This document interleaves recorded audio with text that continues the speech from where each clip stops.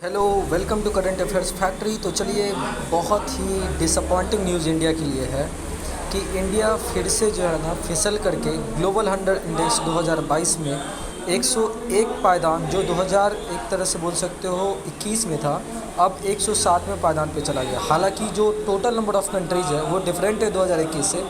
तो जानते हैं क्या क्या रीजंस बताए गए हैं, क्यों जो ये रिपोर्ट जारी करता है organization that is Concern Worldwide, और जो वेट हंगर जो है वो क्या रीजंस बता रहे हैं इसके पीछे कि इंडिया की जो ख़राब रैंकिंग है। ठीक है, तो बिना किसी देरी किए चलिए स्टार्ट करते हैं। तो देखिए, 121 कंट्रीज़ को ग्लोबल हंगर इंडेक्स में आपको सम्मिलित किया गया था। ठीक है, काउंटिंग करने के लिए। उसमें से इंडिया की रैंक कितनी है इस बार? 107 रैंक आई है। ठीक है, और इतना वर्ष है कि इससे बेहतर जो हमारे पड़ोसी है, जो सार्क कंट्रीज़ हैं, या आप बोल सकते हो जो हमारे एक तरह से बोल सकते हो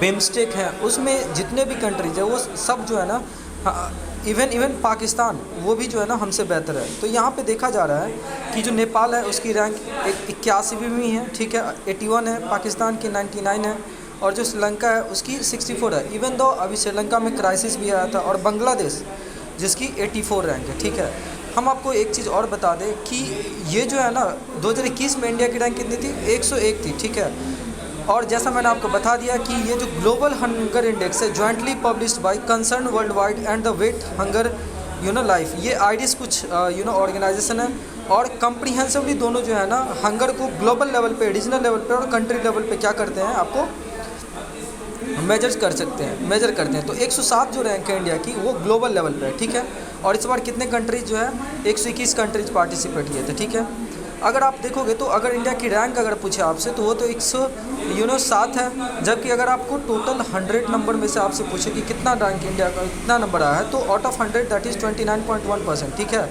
और ये फॉल्स करता है किसमें? सीरियस कैटेगरी में। आगे हम लोग देखने वाले हैं कि किस तरह से इस तरह मतलब जो है ना लिस्ट तैयार होता है। तो यहाँ देखिए, the list which ranks Yemen जो है सबसे कहाँ पे? लोएस्ट पे है, 121वीं पोजीशन पे। ठीक है, has 17 collective top ranking nation. ठीक है, अब अगर आप देखोगे ना तो ये एक तरह से बोल सकते हो कि जो नंबर्स है आउट ऑफ 100 उसके बेसिस पे जो है ना यहाँ पे देखा गया। अगर टॉप रैंक की बात करोगे तो यूरोपियन नेशन है, जॉइंटली क्रोएशिया, एस्टोनिया और मोंटेनेग्रो, इन तीनों ने क्या किया, एक तरह से मतलब टॉप किया है। ठीक है, अगर आप जीएचआई स्कोर की बात करोगे ना तो इसको 4 इंडिकेटर, जैसे अंडर नरिशमेंट, चाइल्ड वेस्टिंग। अब चाइल्ड वेस्टिंग क्या होता है? तो चाइल्ड वेस्टिंग होता है कि एज के साथ, ठीक है, अंडर द एज ऑफ 5, अगर जिसके पास लो वेट होता है उसके हाइट के रिस्पेक्ट में, तो उसको हम अंडर वेस्टिंग बोलते हैं। फिर आपका child stunting, child under the age of 5 वो have low weight for the age. ठीक है, तो मतलब लो हाइट टू एज के रिस्पेक्ट में जो उसको हम बोलते हैं चाइल्ड स्टंटिंग। जो आपका लो वेट होता है हाइट के रिस्पेक्ट में, ठीक है, तो उसको हम क्या बोलते हैं, आपको वेस्टिंग। और जो फोर्थ पैरामीटर वो है चाइल्ड मोर्टेलिटी। मोर्टेलिटी रेट क्या होता है चिल्ड्रन का, कि अंडर द एज ऑफ 5 पर लाख चिल्ड्रंस में तो कितने चिल्ड्रन का डेथ होता है उसको हम बोलते हैं अंडर मोर्टेलिटी। तो अगर आपसे पूछेगा कि जीएचआई जो ग्लोबल हंगर इंडेक्स है उसकी काउंटिंग कितने पैरामीटर्स पे होती है, तो 4 पैरामीटर पे होती है। ठीक है, पहला जैसा मैंने आपको यहाँ पे बता दिया अंडर नरिशमेंट, सेकंड क्या है चाइल्ड वेस्टिंग, थर्ड क्या है चाइल्ड स्टंटिंग, और जो फोर्थ है दैट इज चाइल्ड मोर्टेलिटी। ठीक है, according to the methodology score, अगर किसी भी कंट्री का स्कोर लेस देन 9.9 हो आउट ऑफ 100 तो उसको हम लो एक तरह से बोल सकते हो जीएचआई वाली कंट्री मानते हैं। अगर 10 से लेकर के 19.9 हो तो उसे हम मॉडरेट बोलते हैं, 20 से लेकर के 34.9 हो तो उसे हम सीरियस बोलते हैं, और 35 से लेकर के 49 तो उसे अलार्मिंग बोलते हैं, और above the 50 it is extremely alarming.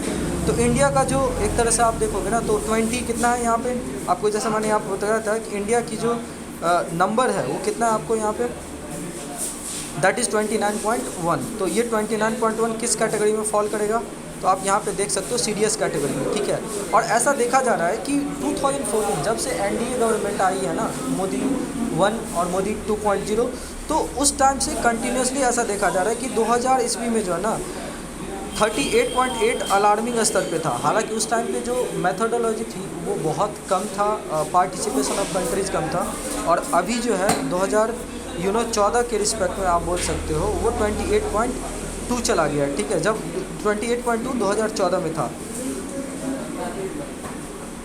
और अभी कहाँ पे है 29.1। हालांकि अलार्मिंग से जो है ना सीरियस कैटेगरी में आ गए हैं। तो ये सारी चीज़ें जो है ना एक कंसर्न की बात है, ठीक है। और यहाँ पे इस पार्टिकुलर रिपोर्ट में ये भी बताया गया कि India has been consistently recording lower values. तो ये सब चीज़ें जो है ना एक तरह से आप बोल सकते हो बहुत ही चिंताजनक बात है, जो कहीं ना कहीं आपको ध्यान देना पड़ेगा। हालांकि जो कोविड का सिचुएशन था वो तो फूड क्राइसिस और वल्नरेबिलिटी को बढ़ा दिया है, लेकिन बच्चा जो किसी भी कंट्री के लिए फ्यूचर होता है, तो इन सब सारी चीज़ों को जो है ना सरकार को थोड़ा ध्यान रखना पड़ेगा। जो मिड डे मील स्कीम्स है या बहुत सारे ऐसे सब्सिडीज़ है मतलब फूड्स में, तो वो जो है ना बहुत इंपॉर्टेंट है, ठीक है। तो उम्मीद करते हैं आपको वीडियो अच्छा लगा होगा। प्लीज़ हमारे वीडियो को शेयर कीजिए और हमारे चैनल को सब्सक्राइब कीजिए। Thank you so much.